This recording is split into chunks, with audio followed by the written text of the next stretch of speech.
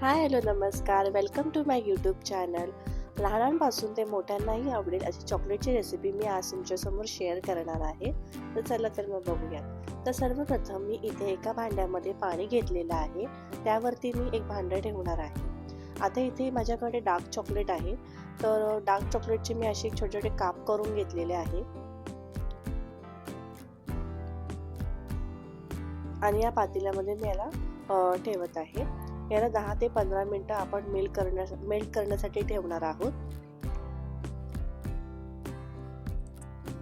आता इथे मी काजू बदाम घेतलेले आहे. काजू बदाम आपल्याला व्यवस्थित बारीक थोडंसं मिनी मिक्सरमध्ये मी त्याचं बारीक मिक्स करून घेणार आहे.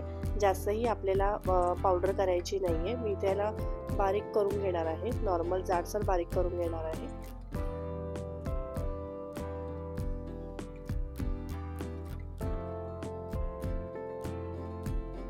अशा प्रकारे तुम्ही बघू शकता मी याला असं जाडसर बारीक करून घेतलेलं आहे.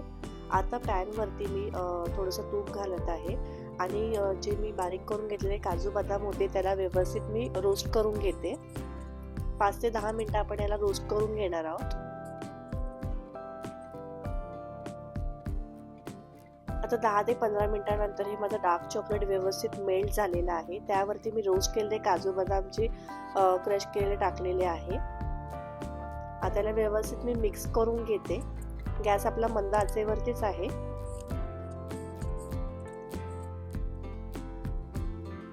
इथे माझ्याकडे एक मोल्ड होता, त्यावरती आता मी हे तयार मिश्रण घालत आहे. मिश्रण आपल्याला जास्त थंड करायचं नाहीये. मी इथे किंचित त्याला हलकं गरमच ठेवलेलं आहे. गरम गरम याला व्यवस्थित टाकून घेतलं आहे, जेणेकरून जर थंड झालं तर हे घट्ट होण्याची शक्यता असते. त्याच्यामुळे मी नॉर्मल मीडियम गरम करून याला साच्यामध्ये मी ओतत आहे. आता अशा प्रकारे आपण याला सेट करून घेतलेलं आहे. आता मी याला फ्रीजमध्ये 1 ते 1.5 तासाकरता ठेवणार आहे. 1 ते 1.5 तासामध्ये हे आपलं चॉकलेट तयार होऊन जाईल. आपल्याला याला फ्रीजरमध्ये ठेवायचं नाहीये. तयार आहेत आपले होममेड चॉकलेट. नक्की ट्राय करून बघा आणि व्हिडिओ आवडला असेल तर चॅनल लाईक करा, शेअर करा आणि सबस्क्राईब करा. बाय.